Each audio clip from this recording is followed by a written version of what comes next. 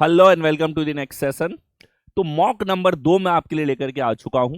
CGL mains के exam आने वाले हैं और आप लोग अपनी तैयारी में लगे हुए होंगे। ठीक है।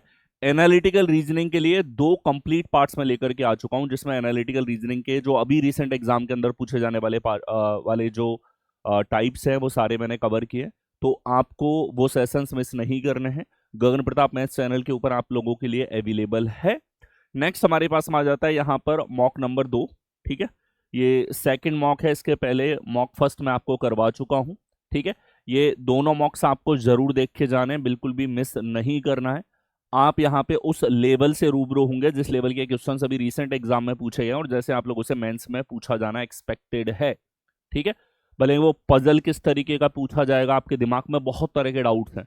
कैसा पजल आएगा, कितने हमारे पास एनालिटिकल रीजनिंग के क्वेश्चंस आएंगे, कैसे आएंगे। तो एनालिटिकल रीजनिंग की पूरी टेंशन मैंने खत्म कर दी है, वो सेशंस आपको जरूर देखने। और इसके साथ ही ये सेकंड मॉक आप लोगों के लिए हो जाता है। इससे पहले एक मॉक मैं करवा चुका हूं जो आपको जरूर देखना है। आइए शुरू करते हैं इसको। 30 क्वेश्चन एकदम एग्जाम पैटर्न, और अभी जो एडीक्यूटी जिस पैटर्न के अकॉर्डिंग पूछ रहा है बिल्कुल उसी अंदाज में आपके लिए मैं लेकर के आया हूं। चलिए सवाल संख्या 1 आप लोगों के सामने। फिजियोलॉजी का रिलेशन है ह्यूमन बॉडी के साथ में। तो फिजियोलॉजी और ह्यूमन बॉडी के बीच में क्या रिलेशन होता है? ठीक है। फिजियोथेरेपी आप लोगों ने सुना होगा, फिजियोथेरेपी। उसी तरीके से जो फिजियोलॉजी होती है वो एक तरीके से study and working on human body जो हमारे पास में हो जाता है। तो डायरेक्ट रिलेशन हमारे पास में फिजियोलॉजी और ह्यूमन बॉडी के बीच में होता है। ठीक है। जो ह्यूमन बॉडी है उसी से रिलेटेड जो स्टडीज हमारे पास में है या उससे रिलेटेड टर्म्स की अगर हम लोग बात करें तो ये हमारे पास में आ जाती है फिजियोलॉजी। कुछ ऐसा ही एक रिलेशन आपको विकल्पों में से देखना है। और ये जो टाइप है जहां पे हमारे पास बॉडी के भी जितने अंग हैं, हमारे पास आंख की स्टडी हो, पत्थर की स्टडी हो, चट्टानों की स्टडी आपके पास में आ जाती है। ठीक है। कलर की स्टडी हो या कांच की स्टडी हो, हर एक चीज की पढ़ाई अलग होती है, उनकी प्रॉपर्टीज के ऊपर, उनके नेचर के ऊपर। और उसके लिए एक साइंटिफिक टर्म आपके पास में होती है, और ऐसी साइंटिफिक टर्म के ऊपर आप लोगों से सवाल काफी पूछे जाते हैं। इसके ऊपर सवाल आप लोगों से लगातार पूछ रहा है यहाँ पे। ठीक है। टीसीएस भी पूछता था और एडीक्यूटी भी आप लोगों से लगातार इस तरह के सवाल पूछ रहा है, तो आपको फेस करना ही है। ठीक है। वैसे सीजीएल प्री के अंदर ज्यादातर सवाल जो इन्होंने पूछे थे जी के बेस्ड रीजनिंग में, उनके अंदर बोनस मिला है फाइनल आंसर की के अंदर। ठीक है। क्योंकि गलती काफी ये लोग कर रहे हैं, पर आपको आपके लेवल पे ये जो टाइप्स हमारे पास में हो गए इनको कवर करना है। चलिए यहाँ देखो, फिजियोलॉजी और मानव शरीर के बीच में रिलेशन हमें चेक कर, जो रिलेशन है डायरेक्ट रिलेशन है, इसी तरह का रिलेशन आपको देखना है। ऑर्निथोलॉजी, तो ये इंसेक्ट के साथ रिलेशन नहीं होता। एंटोमोलॉजी, बर्ड्स के साथ नहीं। एंथ्रोपोलॉजी नहीं हमारे पास में। ये जो हमारा सामाजिक परिवेश है, ठीक है, उसकी स्टडी हमारे पास हो जाती है। एक तरीके से पेट्रोलॉजी होती है, रॉक्स की स्टडी। सही मैचिंग है हमारे पास डी विकल्प के अंदर। डी हमारे पास में यहाँ पे करेक्ट आंसर होगा। एंटोमोलॉजी हमारे पास बर्ड्स की स्टडी नहीं होती, एक तरीके से कीट्स की स्टडी हमारे पास होती है। तो सही मैचिंग जैसी आपको फिजियोलॉजी और मानव शरीर में मिली है, एज इट इज मिलेगी पेट्रोलॉजी और रॉक्स में। नेक्स्ट याद कर लेना है आपको, मुझे पता है टिपिकल है बट आपको याद करना है क्योंकि इसके ऊपर हजारों सवाल पूछे जा चुके हैं। नेक्स्ट देखिए, 2 सेट आपको यहां पर दे रखे हैं और दोनों सेट के बीच में रिलेशन हमें देखना है। संख्याएं बड़ी प्यारी हैं। अगर देखा जाए सबसे बड़ी संख्या हमें तीसरी वाली दिखाई दे रही है। तो आप कुछ इस तरीके से रिलेशन देखो कि छोटी संख्याओं से बड़ी संख्या कैसे लाई जा सकती है। तो संख्याओं का योगफल, डिफरेंस, इस तरीके से रिलेशन आपको जरूर देखना होता है। जैसे देखिए 111 और 208 से 313 कैसे आएगा। तो आप यहाँ देखो, इनका योगफल अगर देखा जाए तो हमारे पास 319 है। इनके बीच में डिफरेंस अगर देखा जाए 97 है। मल्टीप्लिकेशन की जरूरत है नहीं, इन दोनों को गुणा करेंगे 313 से तो बहुत बड़ा आ जाएगा हमारे पास में। 36 और 12 की बात करें, योगफल 48 है, डिफरेंस 24 है, और यहाँ आ रहा है 42। तो हम ये कह सकते हैं इससे तो माइनस 6 हो रहा है, यहाँ देखो -6, मिल गया लॉजिक। इतना ही खेल है बस इसमें। एक बार के लिए पेन और दिमाग एक साथ चला दो इन क्वेश्चंस में। 1-2 सेकंड आप पेन चला देते हो, जैसे आपने योगफल लिख दिया, यहाँ पे डिफरेंस लिख दिया, तो मान लो योगफल से लॉजिक है तो आपको तुरंत यहाँ पे दिखेगा, डिफरेंस से लॉजिक है तो आपको तुरंत दिखेगा। मल्टीप्लिकेशन की यहाँ जरूरत है नहीं, स्क्वायर क्यूब निकालने की जरूरत है नहीं। तो ये जो बेसिक हमारे पास में ऑपरेशंस हैं जिनसे इसी रेंज में संख्या आ रही है, वो आप अपने सामने जब लिख देते हो तो आपका दिमाग जल्दी आंसर को पकड़ता है। पेन प्लस दिमाग का ऐसा कॉम्बिनेशन आपको यूज लेना है इन प्रश्नों में, केवल देखना भी नहीं है। ठीक है, 1-2 सेकंड, इनका योगफल हो गया, डिफरेंस हो गया, अगर जरूरत है तो इनका प्रोडक्ट लिख दिया, इनके स्क्वायर लिख दिए, इनके क्यूब लिख दिए, फिर आपको जल्दी से वो मैचिंग नजर आ जाएगी किस तरह का लॉजिक फॉलो हुआ है। जैसे यहां हुआ है कि अगर हमारे पास सेट है ABC, तो एक बहुत ही कॉमन सा लॉजिक कि दो संख्याओं को जोड़ के 6 घटाने पर C आ गया। भाई सीधा सीधा योगफल लिख देता तो वो तो हमें भी डायरेक्टली दिख जाता, उसमें तो कुछ पेन चलाने की आवश्यकता नहीं है। सीधा सीधा योगफल, सीधा सीधा डिफरेंस आपको दिख रहा, सीधा सीधा गुणनफल आपको दे रखा है। तो ऐसे लॉजिक्स हम लोग जल्दी पकड़ पाते हैं और काफी कॉमन भी है। अब इन सवालों में कुछ ऐसा नहीं है कुछ अलग से तूफानी कर दिया हो, ठीक है, बिल्कुल वैसा ही लेवल है जैसा पहले पूछा जाता था। ठीक है, बिल्कुल भी नहीं घबराना है। जो लोग लंबे टाइम से जो है वो मेहनत करते हुए आ रहे हैं, ठीक है, आपको खुद के ऊपर भरोसा रखना है। यहाँ जिस तरह की टेक्निक्स और मेथड्स आपने सीख रखे हैं मेरे साथ जुड़े हुए लंबे टाइम से, तो वही आपको फॉलो करते हुए चलना है। चलिए इधर देखो, दोनों का योगफल अगर देखा जाएगा तो हमारे पास में 110, 110 से 3 कम हो रहा है, यहाँ तो लॉजिक नहीं है। इन दोनों का योगफल अगर देखा जाए 98 नौ से 15, 158, 158 -7 हो रहा है, -6 होना चाहिए। इन दोनों का योगफल है हमारे पास में 344, -2 हो रहा है। इन दोनों का योगफल देखा जाए तो 9 और 7, 79 में से 6 घट रहा है। एग्जैक्ट वही लॉजिक है जो डी विकल्प में देखा है। 6 घटने का एक फिक्स लॉजिक हमारे पास में योगफल में ये हमारे पास में लगा है। One of the very common logic है।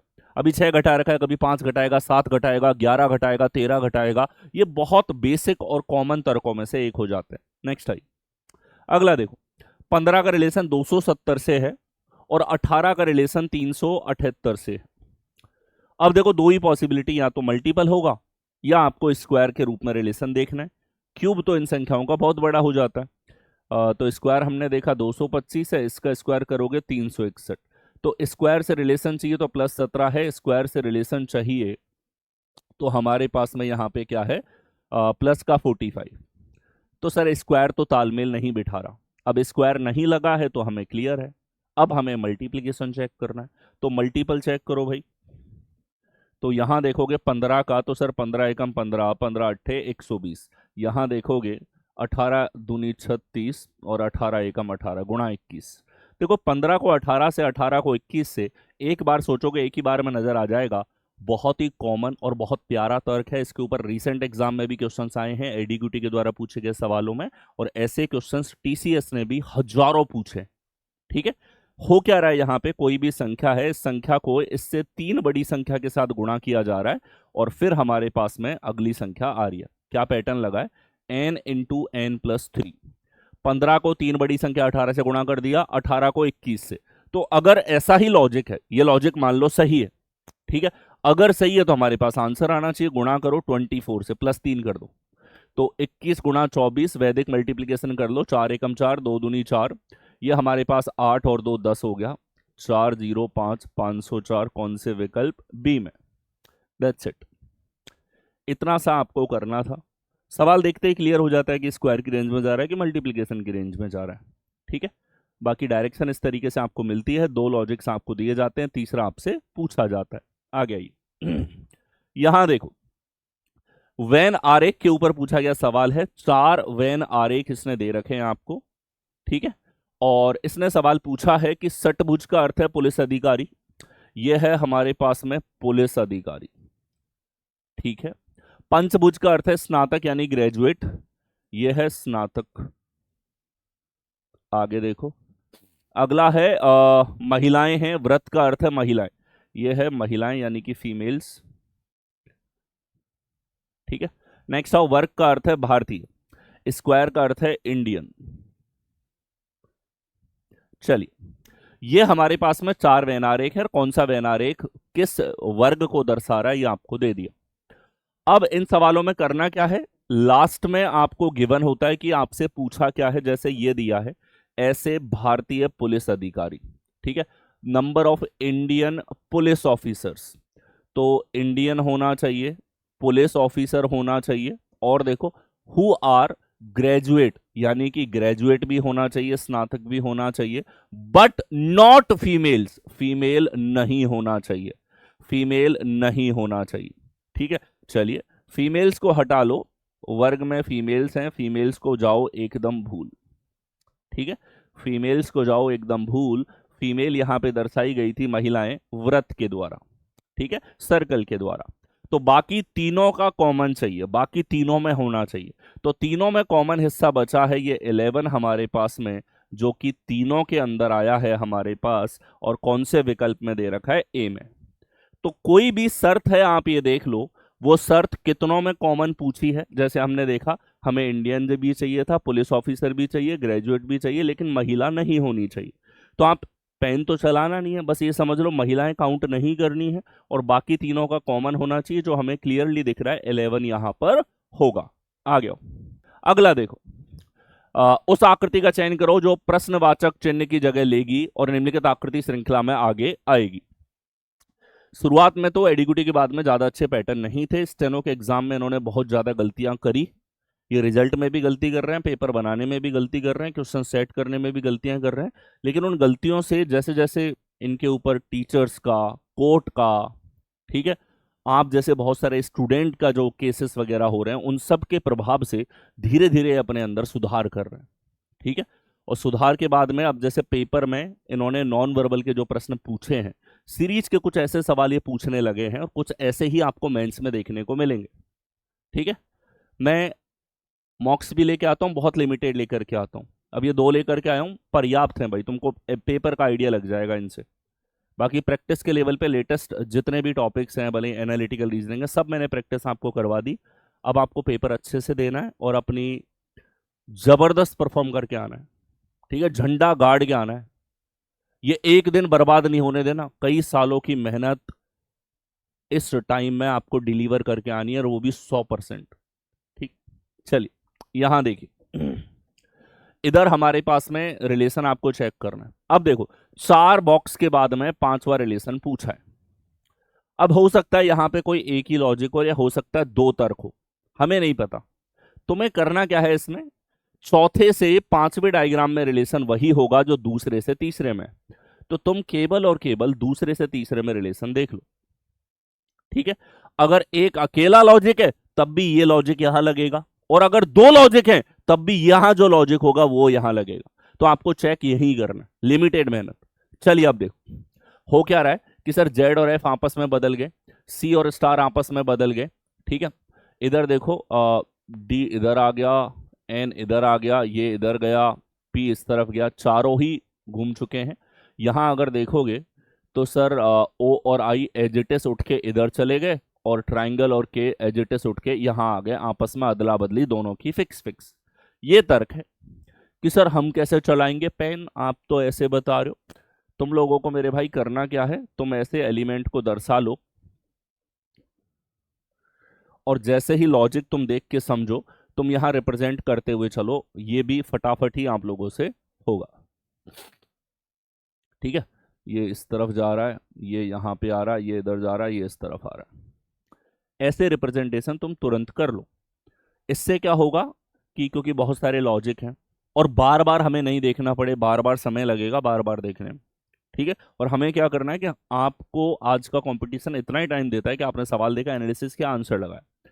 चलिए ये लगा दो, यहाँ पे एन और ट्राइंगल बदलेगा, और यहाँ पे पी और ओ आ जाएगा हमारे पास में। इधर डी और जेड इस तरफ आ जाएंगे, एरो और स्टार हमारे पास यहाँ पे होगा।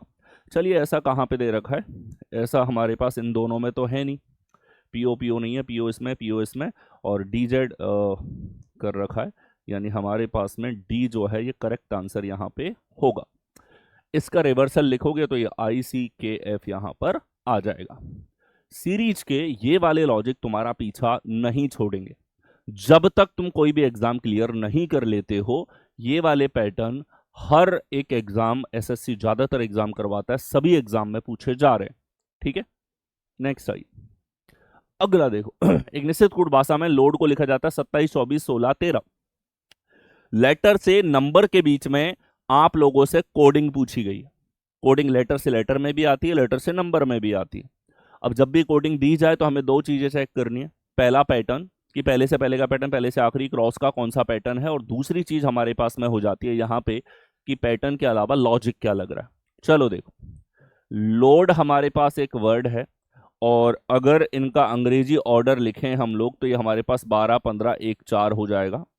एक चीज तो खुली आंखों से हमें समझ में आ गई, और वो चीज है कि जो हमारे वास्तविक ऑर्डर हैं उनका कोई लेना देना नहीं है इनसे। मतलब कुछ ना कुछ इसने अलग ट्राई किया है, और जब भी कुछ अलग इसने किया, क्योंकि एडजेक्टिव्स तो है नहीं, ठीक है, और देखो 4 हमारे पास अक्षर हैं और 8 डिजिट हैं, मतलब ये भी तुम अंदाजा लगा लो कि लगभग हमारे पैटर्न कुछ ऐसे होंगे। ये आप एक ही बार में समझ जाओ। 27 किससे आ रहा है अभी नहीं पता, 24 किससे आ रहा है, 16 किससे आ रहा है, 13 किससे आ रहा है, लेकिन हमें यह आइडिया लग गया नंबर ऑफ जो हमारे पास डिजिट्स हैं इनसे, कि जो भी लॉजिक होगा, भले ही वो फर्स्ट से फर्स्ट का हो, फर्स्ट से लास्ट का हो, क्रॉस या मिसलेनियस हो, होगा तो यहीं पे। ठीक है, चलिए अब देखो इनका अपोजिट अगर देखें, ओ का अपोजिट होता है 15, ओ का एल का अपोजिट होता है ओ 15, ओ का अपोजिट एल 12, ए का अपोजिट जेड 26, और डी का अपोजिट डब्लू हमारे पास 23। ये होता है। क्या इनसे कोई भी रिलेशन हमको दिखाई दे रहा है? एक चीज दिख रही है सर, इनके पास पास के नंबर्स हैं। ध्यान से देखो, 12 है तो सर यहां +1 हो गया, 15 है तो सर यहां +1 हो गया, सर 26 है तो सर यहां पे +1 हो गया, सर 23 है तो यहां हमें दिख रहा है +1 हमारे पास में। लेकिन हुआ क्या है, ध्यान से देखो, डी शब्द के लिए जो आ रहा है वो सबसे पहले, डी के बाद में हमारे पास में ये जो आया है, एक सेकंड, ए शब्द के लिए पहले, फिर डी के लिए, फिर एल के लिए, फिर ओ के लिए। ध्यान से देखो इसने लॉजिक किस प्रकार से लगाया है। अगर इन अक्षरों को हम अंग्रेजी वर्णमाला के अकॉर्डिंग बढ़ते हुए क्रम में लिखेंगे तो आ जाएगा ADLO। अंग्रेजी वर्णमाला के अकॉर्डिंग इंक्रीजिंग ऑर्डर हो गया। इंक्रीजिंग ऑर्डर जो है उनका अपोजिट करके +1 कर दिया। बहुत ही जबरदस्त लॉजिक, मार्क कर लेना इसको। ये वास्तव में अच्छे सवालों में से एक है। पहले इसने क्या किया है, पहले इंक्रीजिंग ऑर्डर लिया है, इंक्रीजिंग ऑर्डर लेने के बाद में अपोजिट लिया है, और अपोजिट लेने के बाद में भी ये रुका नहीं, +1 किया है, तब जाके फाइनल कोडिंग हुई है। ठीक है, यानी इंक्रीजिंग ऑर्डर, अपोजिट लिया है विपरीत, फिर +1 किया है। ये 3 चीजें इसने करी है। पहले LOAD को इस तरीके से लिखा है। चलो स्ट्राइक का कोड क्या होगा, कि सर स्ट्राइक में अंग्रेजी वर्णमाला के अकॉर्डिंग लिखेंगे, सबसे छोटा है ई, ई के बाद आई, आई के बाद में के के बाद में आर, आर के बाद में एस। ये तो हुआ अंग्रेजी वर्णमाला के अकॉर्डिंग बढ़ता हुआ क्रम। और अब क्या करना है, विपरीत लेके एक जोड़ दो। ई का विपरीत है वी, आई का है आर, के का है हमारे पास में पी, आर का है आई, एस का है एच। एक जोड़ोगे 22 और एक 23, 18 और एक 19, 16 और एक 17, 9 और एक 10, 8 और एक 9। ठीक है, तो 2319171098। ठीक है, क्या हो जाएगा, 19 है, एच 8 और एक 9। ठीक है, तो 2319 हमारे पास यहाँ नहीं है, ये दोनों तो है ही गड़बड़, यही होगा, और ये 8 नहीं आएगा इसमें, है ना, बिल्कुल ये हमारे पास में तर्क लगा है। अब बहुत प्यारा तर्क हुआ है, क्योंकि 3 चीजें हो गई इसमें, इंक्रीजिंग ऑर्डर भी है और फिर क्रम ले लिया। अब मैंने पूरा बताया आपको, जैसे आप लॉजिक पकड़ लेते हो तो हमें दिख रहा है इसमें पहले क्या दिख रहा है, कि यहाँ सबसे छोटा है ये, इसका विपरीत होगा वी, +1 23, 23 आ रहा है केवल 2 विकल्पों में। फिर अगला लेटर देखो, ई के बाद आई है, आई का विपरीत आर 18, 18 और एक 19, 19 आएगा अगला, एक ही विकल्प है। तो एग्जाम में तो हम मेंटली इन चीजों को देख पाएंगे, अभी आपको पूरा मैं एक्सप्लेन कर रहा हूं। जितने लॉजिक्स आपके देखे हुए और प्रैक्टिस किए हुए होंगे उतने ही आपको क्लिक होते हैं। और आज की एग्जाम वैसी नहीं है स्कूल के एग्जाम के जैसी, सवाल को देख करके और फिर कॉन्सेप्ट के बारे में सोच रहे हो और फिर तुम्हारे दिमाग में आ रहा है कि तुम्हें क्या करना है। ये कंपटीशन है, सवाल दिखा, तुम्हें पता है कैसे सॉल्व करना है, तुमने सॉल्व किया, नेक्स्ट। सोचने विचारने का समय इतना लिमिटेड मिलता है आपको, बहुत कम। ठीक है, चलिए, ये बहुत रिपीटेड पैटर्न में से एक है। अच्छे प्रश्नों को नीचे कमेंट सेक्शन में टाइम स्टैम्प के साथ मार्क करो। इधर आ जाओ, सिविलियन का कोड है AGREFCSF।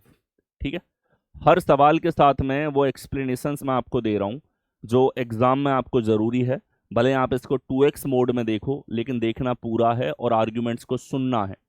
चलिए, AGREFCSF, देखिए यहां हमारे पास में अगर हम देखें तो इस तरह 3 है, 9 है, 22, 9, 12, 9, 1, 14 यहाँ पे है।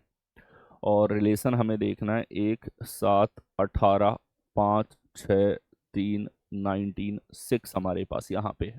ठीक है, तो देखो क्या करना है हमको यहाँ पे कि सर रिलेशन हम देखें, यहाँ हो रहा है -2, यहाँ देखो वापस से -2, इधर -4, इधर -4, इधर -6, -6, -8, -8।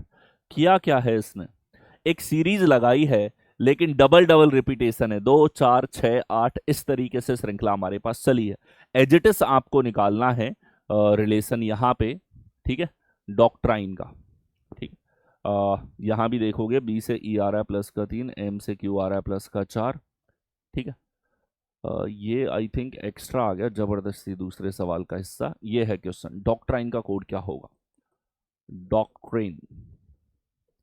चलिए, करना क्या है, सबसे पहले -2 यानी कि B, -2 यानी कि हमारे पास में M होगा, -4 करोगे यानी कि Y, -4 करोगे P, -6 करोगे तो L, -6 करोगे C, -8 करोगे तो F, और -8 करोगे तो ये होगा W। कौन सा विकल्प है कि सर हमारे पास में BMYP, ठीक है, BMYPCFW हमारे पास में होना चाहिए। ठीक है, अच्छा, ये जो सवाल है आई थिंक ये ऐसे लिखा हुआ, ये कोड तो दे रखा है इसने जो आया। ठीक है, ये है इसका, और फिर तुम लोगों से इसका आंसर पूछा है। चलिए कोई नहीं, ये तो सेम चीज इसने दे दी। इसका निकालो इक्वेशन का। तो देखो, -2 करोगे, -2 करोगे O, -4 करोगे तो आ जाएगा हमारे पास में Q, -4 करोगे तो ये हमारे पास में W, -6 करोगे तो हमारे पास N, -6 करोगे C, -8 करोगे तो हमारे पास G, -8 करोगे तो F हमारे पास कौन से विकल्प में है कि सर COQ WN CGF। करना क्या है, यही लॉजिक लगाओगे, -2, -4, -6, -8। नेक्स्ट हो, अगला देखो, यहां है कथन, कथन के बाद में निष्कर्ष आपको दे रखा है। ठीक है, आप लोगों से संभावनाओं के ऊपर भी प्रश्न पूछे जा रहे हैं न्याय निगमन के अंदर, और यहां आप लोगों से नेगेटिव पॉजिटिव सभी तरह के आर्ग्यूमेंट पे। ठीक है, अब पहला आर्ग्यूमेंट तो ये सुनो कि सर दोनों पॉजिटिव है। किलर आर्ग्यूमेंट सुनना, जो मैं आपको दे रहा हूं इन्हें मैं नाम देता हूं किलर आर्ग्यूमेंट। इनके ऊपर फ्री सेशन भी मैंने यूट्यूब पे अवेलेबल करवा रखा है, और क्लासेस में तो आपके लिए अवेलेबल होता ही है। तो किलर आर्ग्यूमेंट जो हमारे पास में होगा, किलर आर्ग्यूमेंट ये होता है, पहला किलर आर्ग्यूमेंट सुनना, दोनों पॉजिटिव हैं तो पॉजिटिव ही निष्कर्ष आएगा, नेगेटिव नहीं आ सकता, तो ये गया भाई साहब देखते ही गायब। दूसरा क्लियर आर्गुमेंट सुनना, अगर ऑल का एक ही कथन है, एक अकेला कथन है या कथन नहीं है, तो ऐसी कंडीशन में ऑल का निष्कर्ष देखते ही गलत। इससे फास्ट तुम हो नहीं सकते, मैं कह रहा हूं। ठीक है, मैं जो किलर आर्गुमेंट देता हूं ये रिवॉल्यूशन है आप लोगों के पास इस टॉपिक के अंदर। यह आपको इतना सुपर फास्ट बनाएगा, बहुत गजब की स्पीड आपकी आएगी। ठीक है, there is a possibility that, अब ध्यान से देखो, क्योंकि दोनों पॉजिटिव हैं तो आर्ग्यूमेंट सुनना, किलर आर्ग्यूमेंट नंबर 3, सारे पॉजिटिव कथन है तो पॉजिटिव संभावनाएं सारी सही और नेगेटिव संभावनाएं सारी गलत। बोलो, इससे तगड़ा कुछ लाओगे? ये रहा, there is a possibility that some B are A, बिल्कुल सही होगा। ठीक है, नो सी इज ए गलत हमारे पास होगा, ऑल ए आर सी गलत हमारे पास यहां पर होगा। ठीक है, ये है पावर ऑफ किलर आर्ग्यूमेंट, और ये रीसेंट एग्जाम में इस तरह के सवाल पूछे गए। आप लोग 3 से 4 कंक्लूजन के ऊपर बेस्ड ऑन न्याय निगमन के सवाल एक्सपेक्ट कर सकते हो, एक सवाल आप एक्सपेक्ट कर सकते हो इस टॉपिक से, ओनली फर्स्ट हमारे पास यहां पर फॉलो करेगा। नेक्स्ट आई, अगला देखो, अमिता उत्तर की ओर 20 मीटर चलती है, फिर दाईं ओर मुड़ती है, 30 मीटर चलती है। ध्यान से देखो, अमिता नॉर्थ की तरफ गई, 20 मीटर चली, फिर दाईं ओर मुड़ी, 30 मीटर चलती है, फिर बाएं मुड़ती है, 25 यहाँ पे चलती है, उसके बाद दाएं मुड़ती है और 30 चलती है। ठीक है, वहां से दाएं मुड़ती है, 65 मीटर चलती है।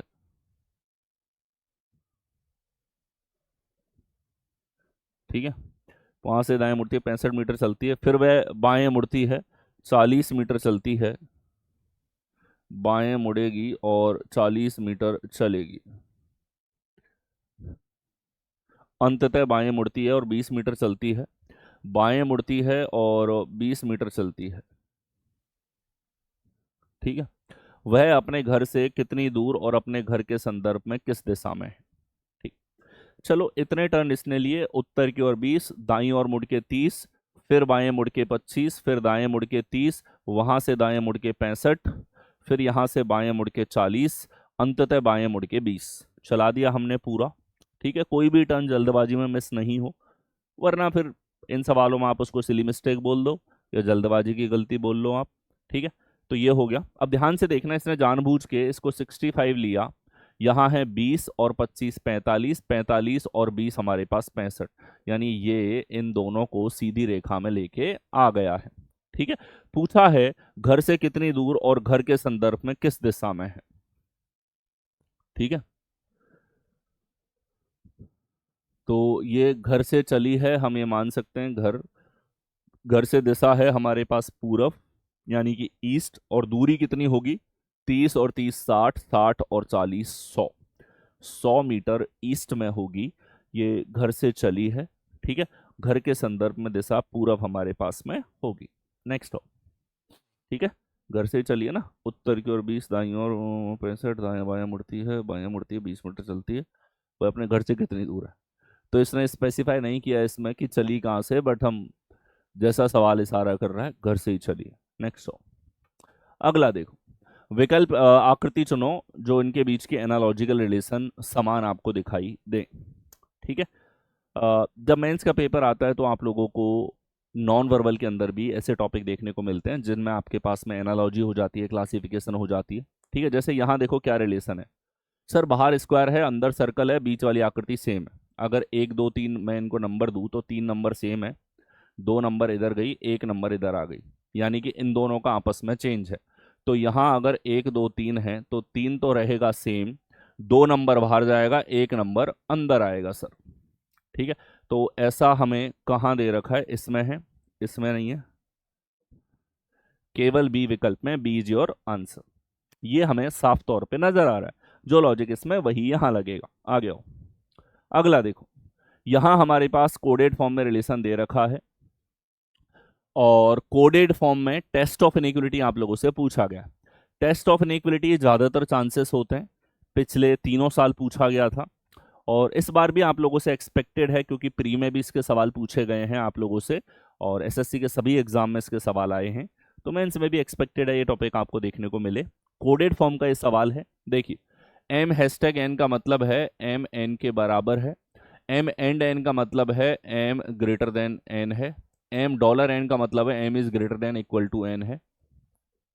सारे कोड फॉर्म रिलेशन दे रखे हैं। परसेंटेज का मतलब है एम छोटा है एन से, और एट द रेट का मतलब है एम इज स्मॉलर देन और इक्वल टू एन।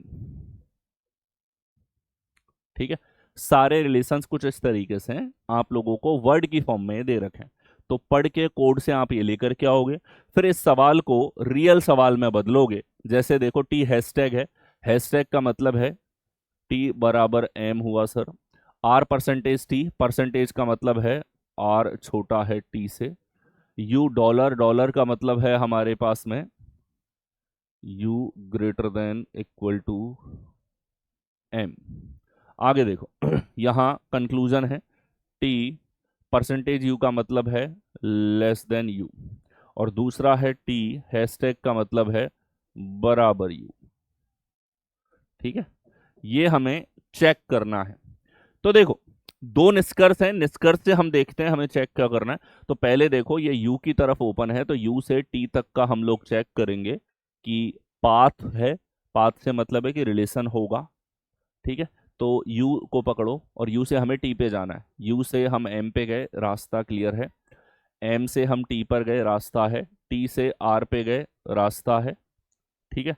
हमें T पे हम पहुंच गए, U से M पे गए, M से T पे गए, तो हमारे पास में U से और T तक का रास्ता है और इनके बीच में रिलेशन आएगा मेरे भाई ये वाला। अब ध्यान से देखना, U greater than equal to T आएगा। इसने बोला है T लेस देन U, गलत होगा सर। T बराबर U, ये भी गलत होगा सर। हमारे पास रिलेशन है, इसको आप T को पहले लिखोगे तो T greater than equal to U है, ठीक है। ये वरीयता अलग है इस चिन्ह की और ये वाले चिन्ह अलग है। तीन तरह के चिन्ह होते हैं हमारे पास में, ये और बराबर, और ये तीनों अलग अलग हैं, ये दोनों समान नहीं है। ये ग्रेटर देन और इक्वल टू है, ये ग्रेटर देन है, ठीक है। लेकिन ये जो रिलेशन होता है ये अपने आप में आइदर और का रिलेशन होता है, ठीक है। एक्चुअल में हमारे पास u greater than equal to t true है, सही है, ठीक है। और इसका मतलब है u, इसको पढ़ा भी यही जाता है, u ग्रेटर देन और इक्वल टू t, पढ़ा भी यही जाता है इसको।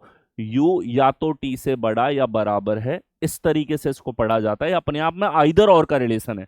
तो जब दोनों ही आपको दे रखे हैं और दोनों गलत होते हैं तो ही आइदर और आपको ट्रिगर होना चाहिए। तो आइदर और यहां पे होगा, बोथ गलत होगा, ओनली गलत होगा। इसमें एक ऑप्शन नहीं लिखा गया है, यहां हो जाएगा आइदर और। आइदर और का रिलेशन होगा, आइदर फर्स्ट और सेकंड हमारे पास यहां पे रिलेशन होगा। अच्छा, एक और चीज है, इसने क्या दिया है, u greater than equal to T सही है, और यहां पूछा है u greater than equal to T और ये बराबर, ठीक है, ठीक है। तो यहां हमारे पास ये दोनों रिलेशन है सेम, यही चीज पूछी गई है, आइदर और का रिलेशन यहां पे सही होगा। अब तुम में से आया होगा सर कि जैसे आपके टाइपिस्ट ने नहीं लिखा आइदर और, वैसे एग्जाम में भी नहीं आया, तो हम क्या करेंगे, ठीक है। तो अगर तुम्हें आइदर और विकल्प में नहीं मिला तो मेरे भाई तुम्हें नाइदर नॉर लगाना है, लेकिन अगर आइदर है विकल्प में तो आइदर और ही होगा। ध्यान रखना, इसको मार्क कर लेना रिवीजन पॉइंट ऑफ व्यू से। आगे बढ़ो, नेक्स्ट देखो। लड़कियों की एक पंक्ति में रीता और मोनिका क्रम से दाहिने से 9वीं और बाएं से 10वें स्थान पर पाती है। देखिए, लड़कियों की पंक्ति है और इसका कहना है यहां पे कि रीता और मोनिका क्रम से दाहिने से 9वें स्थान पे, रीता 9th और मोनिका बाएं से 10वें स्थान पे, मोनिका बाएं से 10वें स्थान पे। वे दोनों आपस में अपनी जगह बदल लेती हैं, इंटरचेंज। अब इंटरचेंज से मतलब है, तुम ऐसा समझ लो कि ये जो मोनिका की कुर्सी थी यहां रीता आके बैठ गई और रीता की कुर्सी पे मोनिका जाके बैठ गई, एक दूसरे के साथ चेयर एक्सचेंज कर ली। जैसे तुम क्लास में बैठे हो, इंटरवल के बाद में तुम लोग आए और आपस में सीटें एक्सचेंज कर ली, वैसी सिचुएशन है। अब ये कहता है रीता और मोनिका दाहिने से 17वें स्थान पे, रीता दाएं से 17th पोजीशन पे और मोनिका बाएं से 18वें स्थान पे, ये 18वें पे। तो ध्यान से देखना, जब स्थान के बदलने की बात होती है, प्लेस इंटरचेंज की बात होती है, तो हमारे पास में तुम कैसे ही देख लो, ये जो सीट है इसका स्थान दोनों छोरों से मिल गया।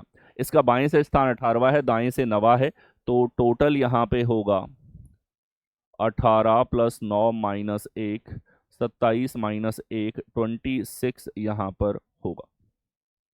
कौन से विकल्प में, बी में आपके पास में है। क्या पूछा गया, कितनी लड़कियां हैं, 26 हैं। आप यहां से भी निकाल सकते थे, एम और आर दोनों का स्थान पता है, इधर से 10 इधर से 17, तो 10 + 17 - 1, तो भी आंसर यही आता, ठीक है। किसी भी एक व्यक्ति का दोनों छोरों से स्थान पता है, डायरेक्ट ये कॉन्सेप्ट लगाओगे, काफी कॉमन कॉन्सेप्ट और बहुत सवाल आए हैं इसके ऊपर भाई, ठीक है। एडीक्यूटी के द्वारा हम उसी की बात कर रहे हैं जो तुम्हारा पेपर बना रहा है, ठीक है। चलिए यहां देखो, रोल नंबर के ऊपर आधारित प्रश्न आपको देखने को मिल रहे हैं और हर एक वो टॉपिक जो आप लोगों से पूछा जा रहा है उसके सवाल मैंने रखे हैं, ताकि आपको यहां से ये भी आइडिया हो रहा है कौन कौन से टॉपिक तैयार करने हैं, ठीक है। चलिए नीचे दिए गए रोल नंबरों में से कौन से जोड़े समान परीक्षा केंद्र के हैं, अर्थात जिनका केंद्र कोड जो पहले 3 अंक हैं समान है। So those that have the same centre code which are the first 3 digits, ठीक है। यानी कि पहले 3 अंक केंद्र कोड को दर्शाते हैं। तो सीधी सी बात है, समान सेंटर पे कौन से दो रोल नंबर होंगे जिनके शुरू के 3 अंक बराबर हो। अब शुरू के 3 कहां बराबर हैं, देखिए सर ये ऑप्शन दे रखे हैं तो इधर टेबल में देखने की जरूरत नहीं है भाई, टेबल में तो हो सकता है समय लगे हमें। 908 908 ये लो सर खत्म। 332 333 नहीं होगा। 814 812 नहीं होगा। 184 189 नहीं होगा। Only first. बाकी हमें ऐसे पेयर यहां ढूंढने हैं, तो 817 और कहीं पे है, ये रहा 817 817, ये दोनों सेम सेंटर पे हैं, दोनों रोल नंबर। ठीक है, इस तरीके से देखा जाता है। ये जो एबिलिटी है ना, तुम सेंटर के बाहर भी जाते हो अपना रोल नंबर ढूंढते हो, तो इस तरह की एबिलिटी तुम्हारे अंदर होनी चाहिए। जब सीजीएल स्टार्ट हुआ था पूछना 2011 के अंदर, तो 11 12 और 13 के अंदर आप लोगों से ऐसे प्रश्न पूछे जाते थे। उसके बाद में बिल्कुल बंद हो गए थे, और अब हमारे एडीक्यूटी आए हैं तो इन्होंने वापस से पूछना स्टार्ट किया है। इधर देखो 333 और जगह नहीं है तो ये अकेला है।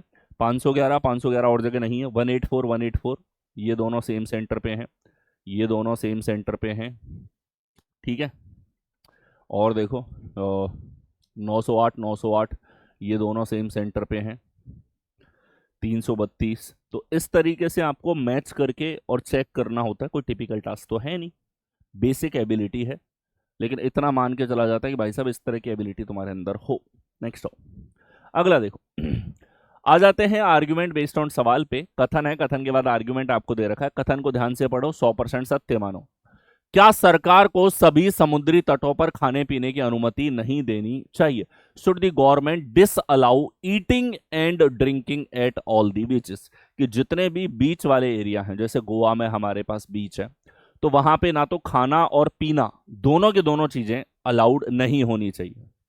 पीना मतलब किसी भी तरह के बीवरेजेस हो, पानी भी नहीं पी रहे हो, दारू भी नहीं पी रहे हो, कोल्ड ड्रिंक भी नहीं पी रहे हो, ठीक है, तो ये डिसअलाउ करने चाहिए। अब जो भी यहां पे बात होती है उसके पक्ष में और विपक्ष में आर्गुमेंट हो सकते हैं। जैसे ये बोल रहा है हाँ, यानी कि ये इसके पक्ष में है। ये बोल रहा है नहीं, मतलब ये इसके विपक्ष में है। पक्ष और विपक्ष तो इसी ने दे रखा है, तो यहां तो तुम्हें कुछ करना नहीं है।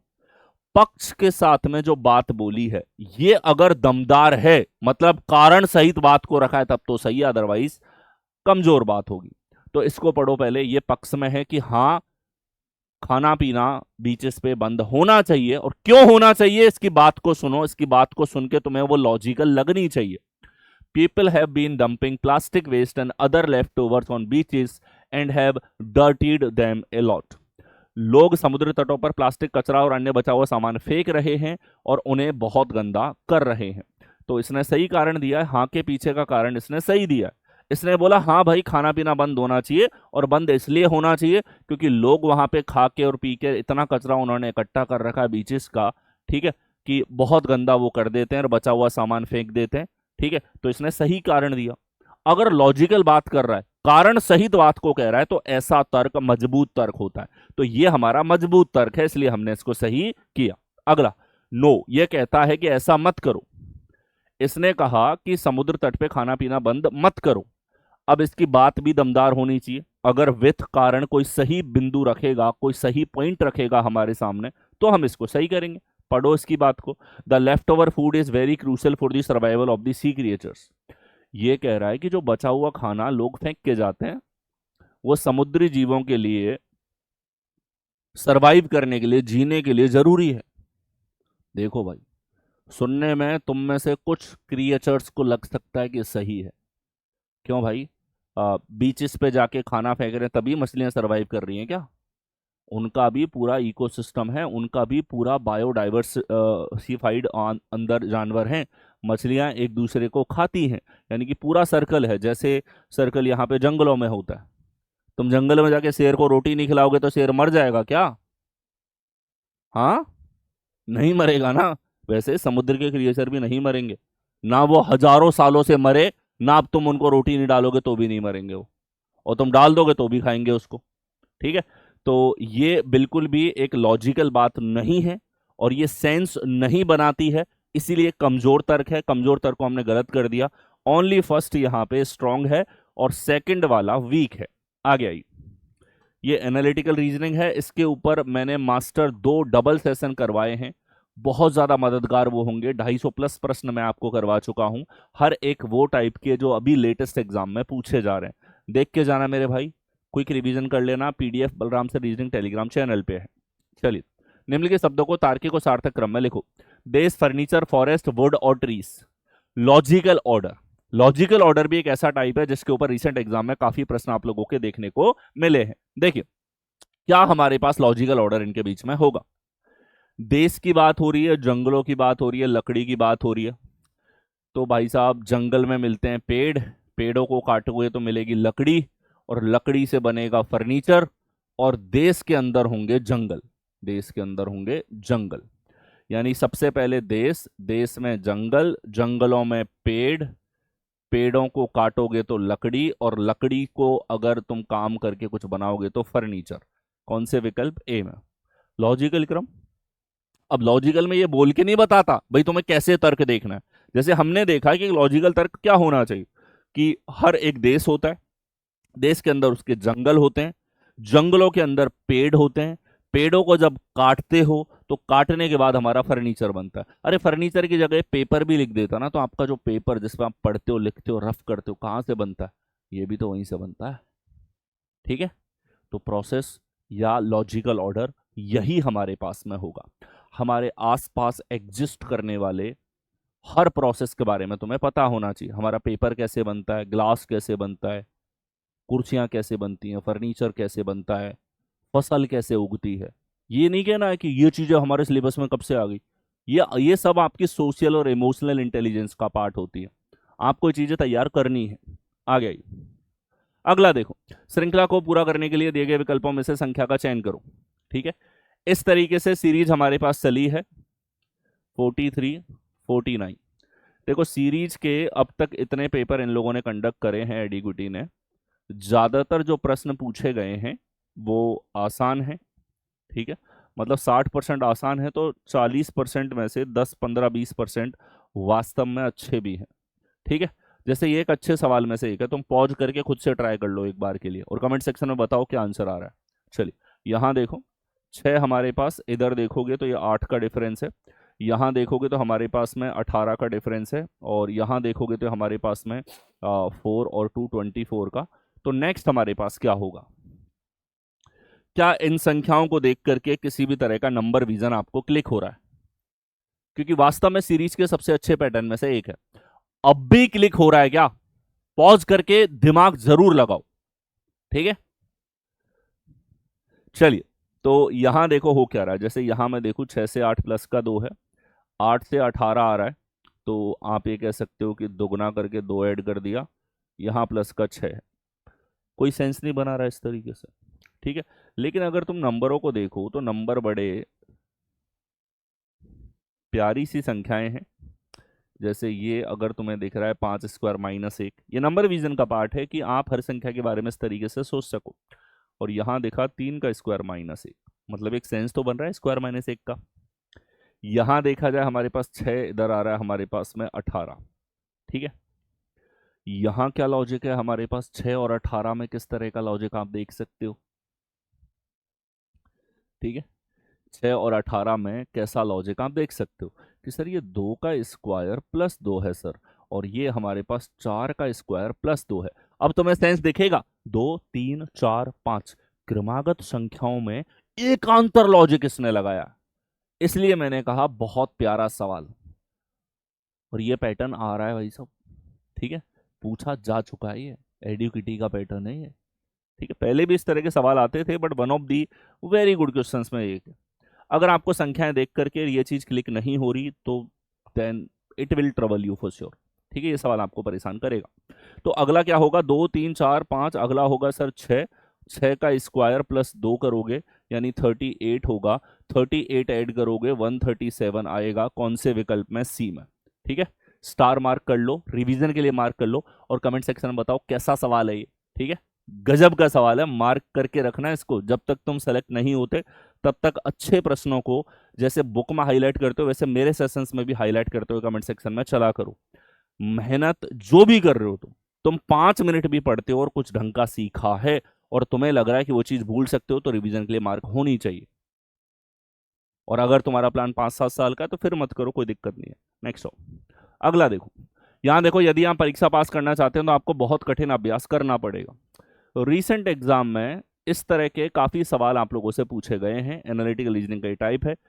अगर आपको इफ दिया है, यदि if you want to pass the exam you will have to practise very hard, बहुत कठोर तुमको प्रैक्टिस करनी पड़ेगी अगर तुम्हें सक्सीड होना है, पास होना है। ठीक है, चलिए तो अब देखो, प्रैक्टिस वेरी हार्ड, तुम्हें बहुत कठिन अभ्यास करना होगा। ये बोल रहा है कटना होगा, करना होगा। तो कैसा निष्कर्ष यहां से निकल सकता है? Passing the exam is not necessary. देखो, परीक्षा के आवश्यक या अनावश्यक होने के बारे में कथन ने कुछ नहीं कहा। कथन ने यह कहा कि तुम्हें अगर पास होना है तो तुम्हें मेहनत करनी पड़ेगी। अब इसके अंदर ही अंतर्निहित हमारे पास जो मीनिंग है वो हमें निष्कर्ष में मिलने चाहिए। ठीक है, परीक्षा उत्तीर्ण करना आवश्यक नहीं है। कठिन अभ्यास सफलता की ओर ले जाता है। देखो, हमारे कथन ने भी कुछ यही कहा कि अगर आपको पास होना है ना तो आपको मेहनत करनी पड़ेगी। तो सीधा सा यहां से तुम समझ सकते हो कि एक शर्त है, मेहनत करना एक शर्त है सक्सीड होने के लिए, पास होने के लिए। यानी कि कठिन अभ्यास सफलता की ओर ले जाता है, ये बात हमारे इस डायलॉग में निहित है। जैसे पिताश्री ने यह कहा, बेटा मेहनत नहीं करेगा फेल हो जाएगा। मतलब पिताजी के उस बात में यह छुपा हुआ है कि जो मेहनत करते हैं, कठोर मेहनत करते हैं, वो सक्सीड होते हैं। हर बात आपको ट्रांसलेट कर करके पिताजी नहीं बताएंगे। एक कॉमन सामान्य बुद्धिमत्ता सब में होती है और सामान्य बुद्धिमत्ता के ऊपर बेस्ड ऑन ये सवाल है। ठीक है, ओनली सेकंड यहां पे फॉलो करेगा। ठीक है, ओनली सेकंड फॉलो। ये फर्स्ट वाला है तो सेकंड वाला विकल्प ये रहा। Only the conclusion second is relevant. English में गड़बड़ कर रखा है, हिंदी में ठीक है। नेक्स्ट आओ, अगला देखो। यहां है, स्कूल का ड्रामा क्लब रोमियो और जूलियट का नाटक पेश कर रहा है। स्कूल का जो ड्रामा क्लब है, ठीक है, जैसे स्टेज प्ले और ड्रामा प्ले होते हैं स्कूल्स और कॉलेजेस में, तो वैसा ही सवाल है कि स्कूल का ड्रामा क्लब रोमियो और जूलियट का नाटक पेश कर रहा है और निर्देशक को मुख्य भूमिकाएं चुनने की जरूरत है। निर्देशक जो है उसको मुख्य भूमिकाएं चुनने की जरूरत है। रोमियो और जूलियट की भूमिका के लिए कौन से छात्र सबसे अधिक उपयुक्त होंगे? कौन से छात्र सबसे अधिक उपयुक्त होंगे? रोमियो और जूलियट का रोल करना है स्कूल के ड्रामेटिक क्लब के द्वारा, कोई नाटक पेश हो रहा है, नाटक के अंदर तो किसको लोगे उसके अंदर बताओ? स्कूल में बहुत ऑप्शन होते हैं। ठीक है, तुम्हारी डिसीजन मेकिंग चेक होती है यहाँ पे। ये उन नए पैटर्न में से एक है जो पहले नहीं आते थे लेकिन अब रेगुलर पूछे जा रहे हैं। The football team's quarterback and the cheerleading captain. Cheerleading वाला जो कैप्टन है उससे करवा लो और फुटबॉल टीम के क्वार्टरबैक से करवा लो। नहीं, क्यों करवाएंगे इनसे हम भाई? हमें नाटक करवाना है, फुटबॉल थोड़ी खिलवाना है वहां पे। ठीक है, स्किल्ड बंदा जिसको नाटक आता हो ऐसा बंदा पकड़ना है। School's valedictorian and the student council student का वैलिडिक्टेरियन एंड स्टूडेंट काउंसिल का प्रेसिडेंट। अब हमें पता नहीं उसकी स्किल्स के बारे में, उसको ड्रामेटिक्स आता है नहीं आता है, मना करेगा करेगा। ड्रामा क्लब प्रेसिडेंट एंड चौर क्लब प्रेसिडेंट, बिल्कुल भाई, ड्रामा क्लब का प्रेसिडेंट अवेलेबल है तो उससे ही करवाएंगे ना ड्रामा। हमें तो अच्छा एक्टर चाहिए ना। देखो, जैसी जरूरत होती है उसके अकॉर्डिंग हमें डिसीजन मेकिंग करनी होती है। अगर हमें फुटबॉल टीम के लिए बंदे चुनने होते तो हम फुटबॉल टीम के कैप्टन को चुनते खेलने के लिए, है ना। अगर हमें डांस के लिए किसी को चुनना होता तो कोरियोग्राफी या फिर डांसिंग टीम के जो मेंबर हैं उनमें से हम किसी को चुनते। ठीक है, तो ये डिपेंड करेगा, ये आपकी कॉमन सोचने की क्षमता को चेक करने वाले सवाल होते हैं। नेक्स्ट हो, चलिए, दी गई दो संख्याओं को आपस में बदलने पर निम्नलिखित में से कौन सा समीकरण सही नहीं होगा? देखो, मैं बार बार कहता हूं ये वाली चीज का ध्यान रखना, ये सिली मिस्टेक ले जाती है और तुम्हें एहसास भी नहीं होता। मैं हर एक पॉइंट सवालों के साथ में मेंशन कर रहा हूं जो एग्जाम से पहले आपके लिए जरूरी है। ये रिवीजन सेशन होने के साथ साथ आपकी सिली मिस्टेक को कम करने वाली और आपके लिए बेस्ट एडवाइस वाला सेशन है।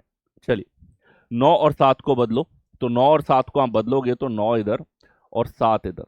ये बोल रहा है कि कौन सा सही नहीं है, मतलब हमें कौन से कथन चुनने हैं जो कि कैसे हो, गलत हो। तो देखिए, 9 और 7, 9 तिया 27 माइनस 2 प्लस 7, 27 और 5 32, तो 32 बराबर 32, ये तो सही है, हमें तो गलत चुनना है। अगला, यहां देखो 9 और 7 को बदलोगे तो देखो 9 माइनस 14 प्लस 2, तो ये कितना हो जाएगा, 11 माइनस ये -3 बराबर -3, ये भी सही है। तो हमसे क्या पूछा है, कौन सा सही नहीं है। अब स्टूडेंट क्या दोनों सही है, टिक कर देता है बोथ सही, और उसे मिल जाते हैं नेगेटिव मार्क्स। यहां पूछा है कौन सा गलत है, ये तो दोनों सही है, इनमें से एक भी गलत नहीं है, नाइदर नॉर लगेगा इसमें। इतनी जल्दबाजी में मत रहना कि डायरेक्शन मिस कर दो, ठीक है। जैसे 9 और 7 हमने यहां बदला, 9 माइनस 14 माइनस 5 प्लस 2 -3 बराबर -3 है, ये भी सही है। और यहां हमने देखा 9 तिया 27 माइनस 2 कितना हो गया 25 और 7 32, 32 बराबर 32, दोनों इक्वेशन सही है। अगर ये पूछता कौन सा समीकरण सही है, तब हम लगा देते इसी सवाल में बोथ, डायरेक्शन से आंसर बदल रहा है, ठीक है। तो रीजनिंग में दोनों चीजें इक्वली मैटर करती हैं। जब आप प्रैक्टिस कर लेते हो तो डायरेक्शन में कौन सी चीज आपको देखनी है, जो मैंने सर्कल करी है, ये आपको पता होता है कि भाई कहाँ हमको मेन चीज ढूंढनी है। नेक्स्ट हो, अगला देखो, 8 छात्र हैं, ABCDEFGH, अलग अलग विषय पसंद है, 8 छात्रों को अलग अलग विषय पसंद है, ठीक है। और अंग्रेजी, हिंदी, भौतिकी, ये 2 एलिमेंट आ गए, छात्रों का नाम और छात्रों को कौन सी विषय पसंद है। और ये बिल्कुल एजिटिस उसी पजल, ये एडुकेटी के पजल्स हैं, ठीक है। मैं आपके लिए खंगाल के लेके आया हूं, और बिल्कुल रीसेंट एग्जाम हो या इनके कराए हुए कैसे भी पेपर हो, या फिर ये कैसे पेपर सेट ये लेकर के आ रहे हैं, सबसे मैं खुद को भी अपडेटेड रखता हूं और आपके लिए भी वही अपडेटेड कंटेंट लाता हूं। पजल आपको इसी स्तर के देखने को मिलेंगे, 2 एलिमेंट पजल हो गई। चलिए 8, 1 2 3 4 5 6 7 8, नाम लिख लेंगे यहां और सब्जेक्ट लिख लेंगे यहां, कोई दिक्कत। चलिए शुरू करो। तो ये कहता है कि ई को संस्कृत पसंद है, ई लाइक संस्कृत, ठीक है। और जी विज्ञान, लेकिन जरूरी नहीं इसी क्रम में हो। तो 1 से भी 8 तक भी क्या लिखना है, इनको तो सीधा ऐसे ही लिख लो, ABCDEFGH। ई का बता दिया भाई साहब इन्होंने संस्कृत, तो कुछ सोचना ही नहीं है इसमें, तो आगे आओ। बी को या तो गणित या भौतिकी पसंद है, बी को या तो मैथ पसंद है या फिजिक्स पसंद है।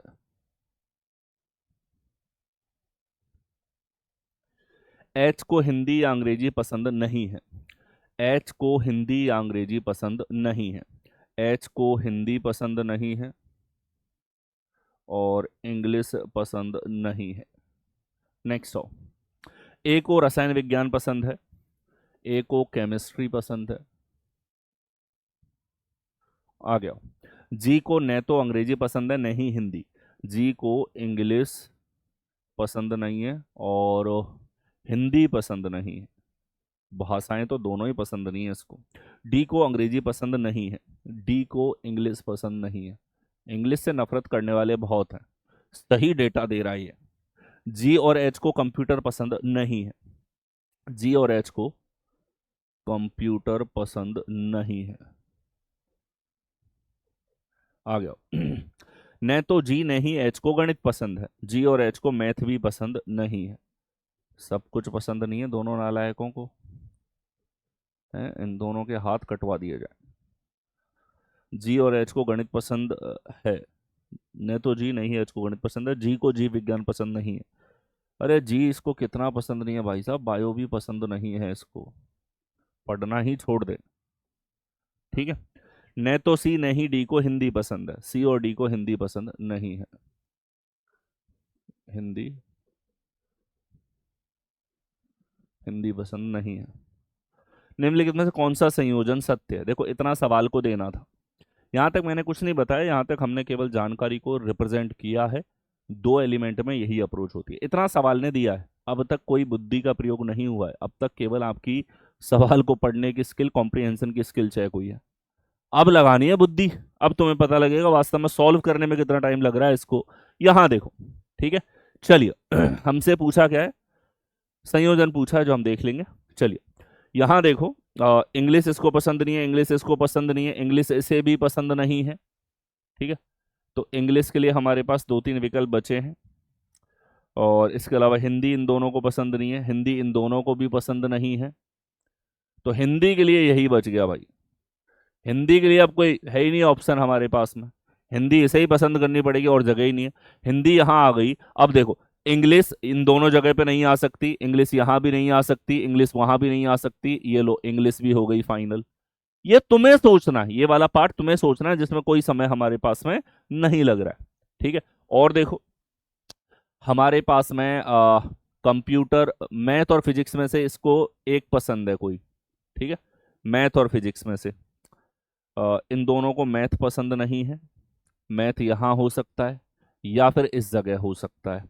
ठीक है, मैथ इन दोनों में से एक जगह पे होगा। डी को कंप्यूटर, जी को मैथमेटिक्स।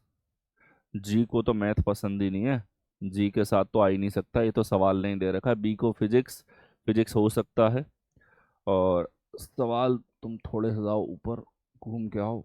हाँ ठीक है, देखिए ई को बायोलॉजी, ई को तो संस्कृत पसंद है, ये विकल्प नहीं हो सकता।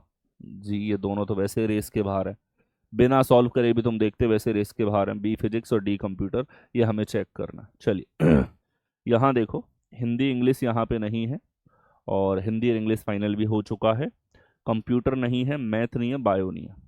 ठीक है, तो कंप्यूटर यहाँ नहीं हो सकता, तो कंप्यूटर कहाँ होगा? कंप्यूटर के लिए हमारे पास में एक ही जगह बच गई, यहाँ कंप्यूटर को होना पड़ेगा, और जगह नहीं है कंप्यूटर के लिए। ठीक है, यहाँ तो मैथ और फिजिक्स में से कुछ होगा, तो कंप्यूटर और कहीं आ ही नहीं सकता, कंप्यूटर को यहाँ आना पड़ेगा। डी में कंप्यूटर है, और डी में कंप्यूटर है, तो ए विकल्प करेक्ट आंसर होगा, डी कंप्यूटर हमारे पास में होगा। ठीक है, और भी तुम पूरा इसमें फाइंड आउट करो। बढ़िया सवाल है, इस लेवल के पजल तुम्हारे सामने आएंगे जिस लेवल का ये सवाल है। ठीक है, और बिल्कुल एजिटिस इनसे मिलते जुलते, एजिटिस इस डेटा बदल के ऐसा कोई सवाल आ जाए तो भी तुम मान के चलो।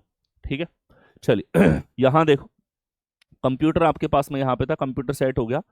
अब हमारे पास में मैथ यहाँ नहीं हो सकता, मैथ यहाँ भी नहीं हो सकता, तो मैथ के लिए जगह ही नहीं है, मैथ को यहीं होना पड़ेगा। फिजिक्स नहीं होगा, मैथ यहाँ पे होगा। मैथ हो गया, तो अब देखो फिजिक्स को कहाँ डालें हम लोग? ठीक है, कि सर बायो यहाँ नहीं है, तो एच में आएगा बायो, और यहाँ आएगा फिजिक्स। ये पूरा आपने सॉल्व कर दिया। इस तरीके से जो हरे में हमने लिखा है, ये वो है जो तुम्हें सोचना है, और स्टार्टिंग में जो हमने पढ़ा वो सवाल की जानकारी थी। ठीक है, आ गया, और एक बढ़िया पजल का एग्जाम्पल आपके सामने है, आ गया। नेक्स्ट हो, कथन के बाद इन्फ्रेंस दे रखी है, बैंक ने सभी शाखाओं में क्यूआर कोड आधारित लेन देन शुरू कर दिया है। बैंक ने क्यूआर कोड आधारित लेन देन स्टार्ट कर दिया है। मैंने आपको 250 प्लस क्वेश्चंस कराए एनालिटिकल रीजनिंग में, इसका वेटेज अच्छा है, प्री में भी बहुत अच्छा पूछा गया, मेंस में भी आप लोगों से अच्छा ही पूछा जाएगा। तो मैं आपसे बार बार कह रहा हूँ, गगन प्रताप मैथ्स चैनल के ऊपर आप जाओगे तो वहां मैंने 2 सेशन डाल रखे हैं, वो सेशंस आपको जरूर देखने हैं। ठीक है, चलिए बैंक ने सभी शाखाओं में क्यूआर कोड आधारित लेन देन शुरू कर दिया है। ठीक है, तो हमको इसे 100% सत्य मानना है। अब देखो, हर एक डिसीजन जो किसी भी बैंक या अथॉरिटी के द्वारा लिया जाता है, उस डिसीजन के संदर्भ में हम ये कह सकते हैं कि अगर बैंक ने बोला है कि क्यूआर कोड आधारित लेन देन है, तो लोग क्यूआर कोड वाला पेमेंट ज्यादा करेंगे। क्यूआर कोड वाला पेमेंट कौन सा होता है? Digital payment. तो ग्राहकों से डिजिटल तरीके का अधिक उपयोग करने की अपेक्षा है, बिल्कुल।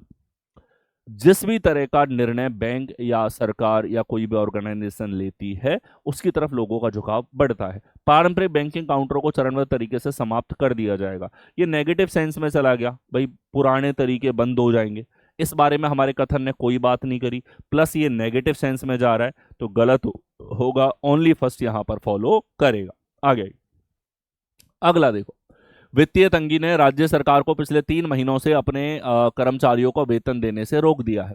वित्तीय तंगी ने राज्य सरकार को पिछले 3 महीनों से कर्मचारियों को वेतन देने से रोक दिया है। वित्तीय तंगी होती है कि फाइनेंशियल यहाँ पर क्या आ गया है? स्ट्रिजेंसी आ गई है। आ जाता है, सरकार पे भी आ जाती है, किसी किसी ऑर्गेनाइजेशन के भी ऊपर आ जाती है कि वित्तीय संकट के बाद में वो टाइमली पेमेंट वगैरह नहीं कर पाते। तो ऐसे में कोर्स ऑफ एक्शन या कार्यवाही क्या होनी चाहिए, ठीक है। ऐसी कोई कंपनी है या बैंक है, कोई भी चीज है, तो उसके पास में क्या रणनीति हो अगर वो लोगों की सैलरी नहीं दे पा रही है। तो देखिए, the state government should reduce wasteful expenditure and arrange to pay the salary of employ. ये एक सही कार्यवाही है कि चलो भाई वो सैलरी नहीं दे रही है और वो 3 महीने हो गए इस बात को, मतलब कुछ तो करना पड़ेगा। और करने वाली चीज़ों में सबसे पहले आ जाती है कि कॉस्ट कटिंग करो, जहां जरूरी नहीं है वहां खर्चा मत करो। और उससे क्या होगा कि एम्प्लॉयज को सैलरी देने के लिए पैसा वहां पर बच पाएगा। The state government should immediately curtail the staff strength. राज्य सरकार को तत्काल कर्मचारियों की संख्या में कटौती करनी चाहिए। किया है क्या आज तक? तुम सरकारी की तरफ क्यों भागना चाहते हो? क्योंकि तुम्हें पता है कि तुम्हें अचानक से मुंह उठा के कोई भी बाहर नहीं निकाल सकता। जीवन भर उसके अंदर 60 साल तक नौकरी और उसके बाद में बढ़िया पेंशन मिलेगी बाद में। यानी कि जीवन में किसी और के ऊपर डिपेंडेंसी नहीं रखनी पड़ेगी, आप आत्मनिर्भर हो जाते हो। काम करोगे, कम करोगे, सजा मिल जाएगी, थोड़ा बहुत पनिशमेंट मिल जाएगा, लेकिन नौकरी कोई नहीं ले रहा तुमसे। यही तो कारण है, वो सेफ्टी ही तो कारण है कि आप इसकी तरफ भागते हो। तो ये कह रहा है कि भाई निकाल देना चाहिए गवर्नमेंट को, एम्प्लॉयज को। पैसे नहीं है सैलरी के लिए, निकाल दो। कल को रेलवे घाटे में जाए, रेलवे बंद कर दो। कल को बस में घाटा आए गवर्नमेंट को, बसें चलाना बंद कर दो। लोग कटे मरे, जैसे जीना है वैसे जिए, भाड़ में जाए, ठीक है। जिस डिपार्टमेंट नुकसान वो बंद कर दो, ऐसा नहीं होता है, ठीक है। वो सारी चीजें हमें लॉस में भी चलानी पड़ती हैं जिनकी देश में आवश्यकता होती है। तो ओनली फर्स्ट यहाँ पर फॉलो करेगा, ओनली एक्शन फर्स्ट। नेक्स्ट आइए, यहाँ है असंगत आपको चुनना है, नंबर्स के बीच में आपको लॉजिक देखना है। 183211273 462 चार संख्याएं दे दी। अब कई तरह के लॉजिक हो सकते हैं, हो सकता है इसमें प्राइम का लॉजिक छुपा हो वे 3 में प्राइम है, 1 में नॉन प्राइम है, ऐसा कोई लॉजिक हो, या स्क्वायर के लॉजिक हो, या क्यूब के लॉजिक इसके अंदर छुपे हुए हो, ठीक है, या फैक्टर्स यहाँ पे हों, ठीक है। तो ये सारी चीज़ें आपको पहले चेक करनी होती हैं, क्लासिफिकेशन के अलग अलग पैटर्न्स। ये सब नहीं है तो जाते हैं हम कमजोर लॉजिक जैसे इवन ऑड वाले। आप में से बहुत सारे स्टूडेंट भाग के इवन ऑड देख रहे होते हैं, ये बचपन वाले सवाल नहीं है भाई। भाग के इवन ऑड मत लगाया करो, लिख लो इस चीज को अगर भूल जाओ एग्जाम के अंदर, कि भाग के सबसे पहले इवन ऑड नहीं लगाना है। जब तुम बेसहारा लाचार हो जाओ, तुम्हें लॉजिक समझ में नहीं आए, तब तुम इस लॉजिक के साथ जा सकते हो। लेकिन हर बार भाग के ये चीज नहीं करनी है कि ये दिख रहा है इवन, ये दोनों इवन नहीं है, आंसर हो गया डी। वाह भाई वाह, मतलब कुछ पढ़ने लिखने सीखने की जरूरत है ही नहीं, स्कूल में सीख गए थे हम तो इतना, क्यों नहीं। सबसे पहले ये सब तर्क आपको लगाने होते हैं। तो प्राइम तो हमें दिख नहीं रहा इसमें, फैक्टर्स दिख रहे हैं इनके, यानी कि स्क्वायर देखो एक बार के लिए, ये 13 के स्क्वायर से बड़ा है, 169 से 14 ज़्यादा है, ये 14 के स्क्वायर से 15 ज़्यादा है, ये हमारे पास 16 का स्क्वायर 256, 14 3 17, और ये हमारे पास 21 का स्क्वायर 441 प्लस 21। तो कौन सा अलग होगा? देखो यहाँ पे क्या पैटर्न लग रहा है। अगर इसमें देखोगे तो संख्या से एक बड़ी संख्या, संख्या से एक बड़ी संख्या, संख्या से एक बड़ी संख्या, लेकिन यहाँ सेम है। और ये चीज डी को अलग बना रही है। 3 में समानता थी कि n square plus n plus 1, ये पैटर्न समान है। देखो हमेशा ध्यान रखना, क्लासिफिकेशन का मतलब होता है 3 में समांतर, एक अलग है आपके पास में, ठीक है। ऐसे बहुत सारे सवाल आप लोगों के गलत पूछे जा रहे हैं रिसेंट एग्जाम के अंदर। तो एक चीज मैं आप लोगों से अभी बोल रहा हूँ, भिड़ मत जाना सवाल से, ये कुश्ती नहीं है तुम्हारे और सवाल के बीच की। तुमने इस टॉपिक के भले हजारों सवाल निकाले हैं, लेकिन एग्जाम में ऐसे मत आ जाना कि गला पकड़ कर एक दूसरे को मारने काटने पे उतारू हो जाओ सवाल के साथ, ठीक है। हो सकता है सवाल गलत है, ठीक है ना, तो खुद के ऊपर सेल्फ डाउट करना उस कंडीशन में, सवाल समय ज़्यादा ले ले, छोड़ के आगे बढ़ो भाई। हो सकता है वो गलत है, गलत है तो बोनस हो जाएगा। प्लस एक सवाल पे ज़्यादा नहीं अटकना है, क्योंकि अभी दिल्ली पुलिस के अंदर ज़्यादातर शिफ्टों में क्लासिफिकेशन के सवाल गलत आ रहे हैं। और ये मैं बता रहा हूँ स्पेसिफिकली तुमको, सीजीएल के अंदर भी कुछ सवाल गलत आए हैं, सीएचएसएल में भी ऐसी गड़बड़ देखने को मिली है, ठीक है। कुछ ही कह लो, हमारे ये पेपर बनाने वाले भी पेपर बनाना सीख रहे हैं भाई साहब, ठीक है। पता नहीं क्यों ये ऐसा डिपार्टमेंट है जो इतने जेन्युइन और अच्छे पढ़ने वाले विद्यार्थी जिनको हम पढ़ा पढ़ा के एस लेवल पे तैयार करते हैं, उनसे भी अगर ये पेपर बनवा ले तो वो भी अच्छा पेपर सेट कर दे। पर इनके चुनिंदा जिनको एक्सपर्ट का नाम देते हैं उन्होंने नाक कटा रखी है एकदम। नेक्स्ट अगला देखो लेटर्स के बीच में सीरीज है। सर ए से जी आ रहा है, प्लस का 6 हुआ, जी से एम आ रहा है, 7 6 13, 13 6 19 और 19 और 6 हमारे पास में वाई यहाँ पे होगा। वाई अगर देखा जाए दो विकल्पों में है। और देखिए डी से जे आ रहा है, प्लस का 6 है, जे से पी प्लस का 6 है, पी से वी प्लस का 6 है और प्लस का 6 करोगे बी हमारे पास में आएगा। ठीक है, कौन से विकल्प में है कि सर बी विकल्प में दिया हुआ है, बी हमारे पास में करेक्ट आंसर यहां पर होगा। आ गया अगला देखो 7 8 15 23 38 61 क्वेश्चन मार्क। सीरीज का सवाल, सीरीज के सवाल अलग अलग डिफरेंट लॉजिक्स पे आप लोगों से पूछे गए हैं और एक ऐसा टॉपिक जिसके ऊपर प्री हो या मेंस हो या रीजनिंग का कोई भी पेपर हो, रीजनिंग की लाज रखने वाले टॉपिक में से एक है, दिखाई आपको देता ही है। ठीक है, और बहुत प्यारा सा पैटर्न है इसके अंदर, देखते हैं किस किस को क्लिक हो रहा है। एक बहुत खूबसूरत सी श्रृंखला होती है, 8 और 7 को जोड़ोगे तो 15 आ रहा है, 15 और 8 हमारे पास में 23 आ रहा है, 23 और 15 हमारे पास 38, 38 और 23 61 है, 61 और ये हमारे पास में आ जाएगा 99। कौन से विकल्प में? सी में। क्या लगा है इसके अंदर? फेबोनाची श्रृंखला लगी है सर। क्या लग रहा है? फेबोनाची सीरीज यहां पर लगी है और फेबोनाची सीरीज होती है जब दो संख्याओं का योगफल अगली संख्या के बराबर हमारे पास में आता है। नेक्स्ट आइए अगला देखो, पी क्यू आर के लिए कूट क्या होगा? ये डेटा सफिशिएंसी आप लोगों से पूछी गई है। अगेन डेटा सफिशिएंसी के सवाल आप लोगों से मोस्टली एक्सपेक्टेड है। पहले मॉक में मैंने लीनियर सिटिंग अरेंजमेंट के साथ में डेटा सफिशिएंसी को रखा था और इस बार कोडिंग डिकोडिंग के साथ में डेटा सफिशिएंसी रखी है। डेटा सफिशिएंसी सवाल पूछने का एक तरीका है। डेटा सफिशिएंसी आप लोगों से ब्लड रिलेशन, रैंकिंग टेस्ट या कोडिंग डिकोडिंग या लीनियर सिटिंग अरेंजमेंट किसी भी टॉपिक से पूछी जा सकती है। जा क्या सकती है, पूछी जा रही है पिछले कई एग्जाम से। ठीक है, और एडिक्यूटी ने भी ऐसे कुछ पैटर्न दिखा दिए हैं। धीरे धीरे जितने एग्जाम ये कंडक्ट कर रहे हैं ये अपने पत्ते खोल रहे हैं और इनके पत्ते जैसे मैं देख लेता हूँ, मुझे पता होता है किस दिशा में जा रहे हैं, कैसे नए सवाल इनके पास में हैं और उससे सिमिलर सवालों की प्रैक्टिस मैं आपके लिए लेकर के आ जाता हूँ। ठीक है, या उसी को उठा के आपको बता देता हूँ। आपको अपडेट रखने की जिम्मेदारी मेरी है। जो भी कंटेंट अपन लाएंगे वो लिमिटेड होगा। ठीक है, या तो मास्टर सेशन के रूप में होगा, यानी कि भागना दौड़ना नहीं पड़ेगा। तुम्हें पता है कि मास्टर सेशन आया पूरा खत्म करना है, मॉक आया देखना ही है, क्योंकि सर लाते ही गिने चुने 1 2 3 4 5 मॉक्स हैं तो वो छोड़ने है ही नहीं। ठीक है, यहां देखो पी क्यू आर के लिए क्या कोड होगा? पी क्यू आर के लिए क्या कोड हमारे पास में होगा? तो A B C represent B C D, A B C B C D को दर्शाता है और डी ई एफ जी को दर्शाता है। यानी कि हमारे पास में कूट पूछा है यानी कि कोडिंग पूछी है, तो यहां से कोडिंग का लॉजिक समझ लो। अगर ए बी सी से बी सी डी आ रहा है, ए को गायब करके अगला लेटर, डी ई एफ से ई एफ जी आ रहा है, डी को गायब करके अगला लेटर, यानी कि तर्क बड़ा सिंपल सा है। और जैसे ही हमें कोडिंग डिकोडिंग में लॉजिक पता लगता है हम आंसर निकाल सकते हैं कि पी क्यू आर का कोड क्या होगा, कि सर पी को कर दो गायब, क्यू आर और अगला अक्षर एस, ये आंसर होगा। पी क्यू आर का कोड हम पहले कथन के आधार पे बता सकते हैं, यानी ये सही है। अगला पढ़ो, एल एम एन को एम एन ओ और ओपी क्यू को पी क्यू आर। फिर से हमें अगर ये पता लग जाए कि कोडिंग में लॉजिक क्या है तो हम आंसर तुरंत निकाल सकते हैं। यहां भी हमें लॉजिक का पता लग गया तो हम इससे भी आंसर निकाल सकते हैं, पहले से भी आंसर निकाल सकते हैं। दोनों अलग अलग आंसर बताएंगे आपको। कोडिंग डिकोडिंग में सवाल में क्या होता है, अगर आपको 2 कोड दे दिए जाएं, तीसरा पूछ लेता है वो, उन दोनों से आप तर्क निकालते हो और तर्क के आधार पे आंसर निकाल देते हो।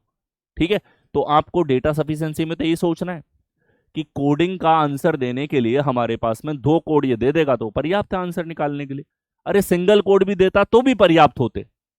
एबिलिटी वही है जो टॉपिक वाली है, उन्हीं को आपको लगाना होता है। चलिए, तो ऐसी कंडीशन में जब दोनों से अलग अलग आंसर आ रहा है आपको लगाना होता है आइदर और। ध्यान रखना इस चीज का, इसमें बोथ मत लगा देना दोनों से आंसर आ रहा है ना, आइदर और। पहले से आंसर आ जाएगा या तुम दूसरा ले लो, दूसरे से आंसर आ जाएगा, आइदर और लगाना होता है। लिख लेना, नोट्स बना देना, इन इन सवालों में और इन पॉइंट पे तुम्हारी गलतियां नहीं होनी चाहिए। नेक्स्ट, दी गई आकृति में कितने चतुर्भुज हैं? चतुर्भुज आप लोगों से पूछे गए। ठीक है, अब देखो कुछ कॉन्सेप्चुअल पार्ट।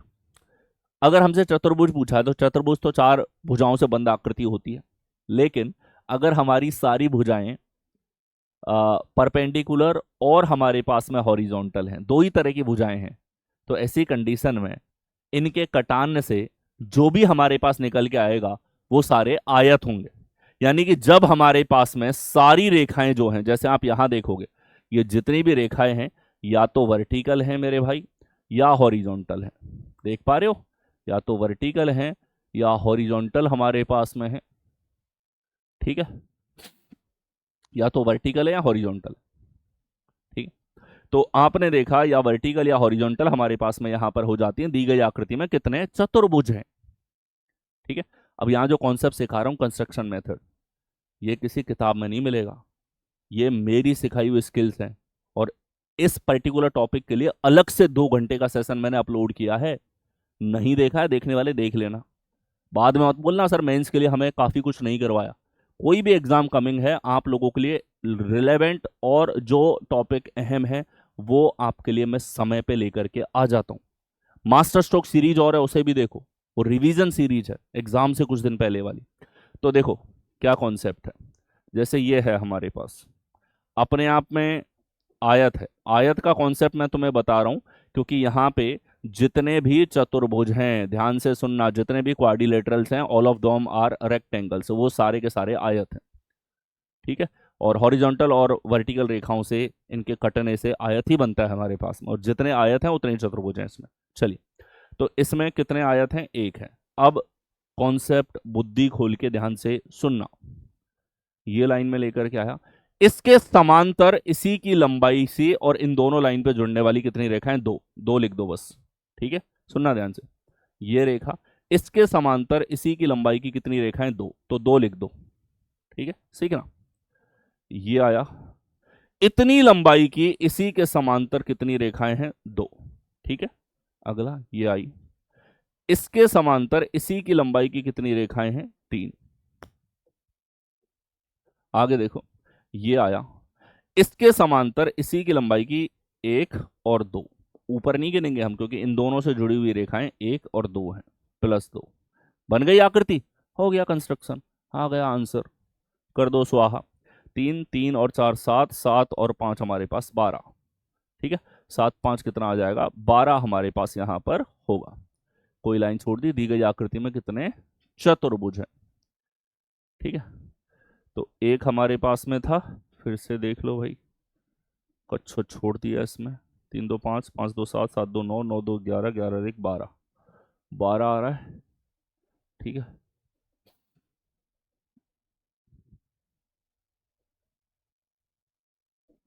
यहां देखा जाए कितना है हमारे पास, एक, एक लाइन आ गई, इसके पैरेलल में कितने हैं, दो, यहां तक हमारे पास में तीन ही चतुर्भुज है।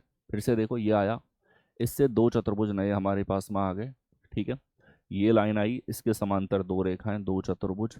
ये लाइन आई, इसके समांतर एक दो तीन, तीन रेखाएं, तीन हमारे पास। और देखो ये लाइन आई, इसके समांतर एक और दो रेखाएं, यानी कि दो चतुर्भुज।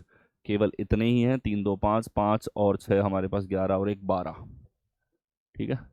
12 हमारे पास यहाँ पे आंसर होगा, 12 चतुर्भुज यहाँ पर बनेंगे, ठीक है। आगे बढ़ो, अगला देखो, अक्षर सी के आई के कितने अर्थपूर्ण इंग्लिश शब्द बनाए जा सकते हैं, ठीक है।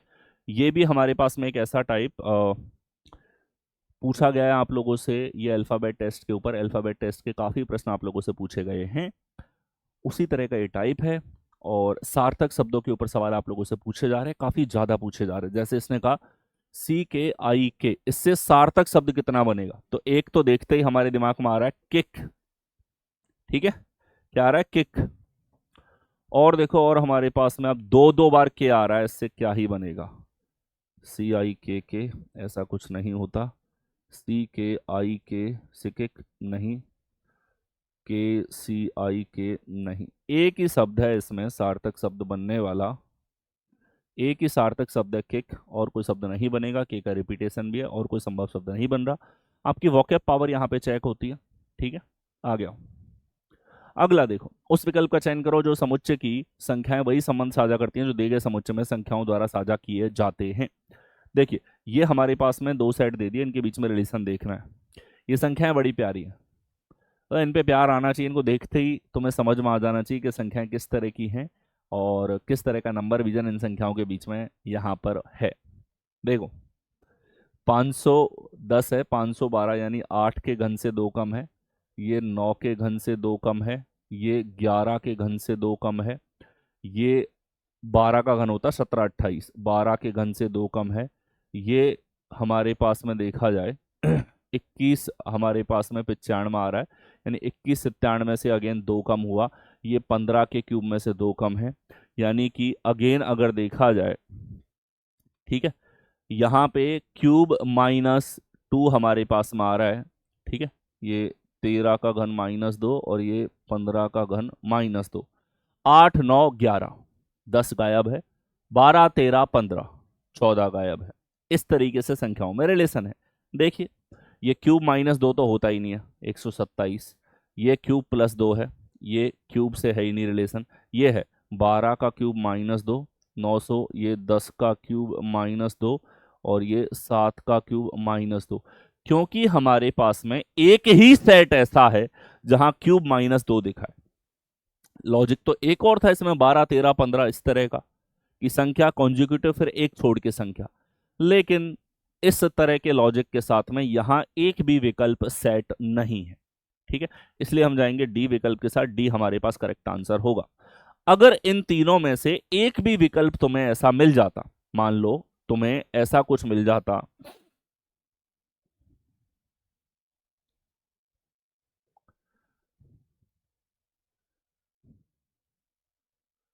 ये होता तो हम ये आंसर लगा देते। क्यों? क्योंकि यहां पे एग्जैक्ट पैटर्न फॉलो हो रहा है, 2 का क्यूब -2, 3 का क्यूब -2 और 5 का क्यूब -2। अगर ऐसा विकल्प होता तो इसमें कॉन्जिक्यूटिव +1 के गैप के बाद की संख्या का पैटर्न भी फॉलो होता, डी के होते हुए भी इसको आंसर लगाते, लेकिन ऐसा कोई विकल्प है नहीं हमारे पास, इसीलिए हमने डी लगाया। ठीक है, हर एक सवाल के साथ में बेस्ट एक्सप्लेनेशन आपको बताई, सिली मिस्टेक आप कहाँ करते हो, कौन सी अवॉइड करनी है, ये मैंने आपको बताया।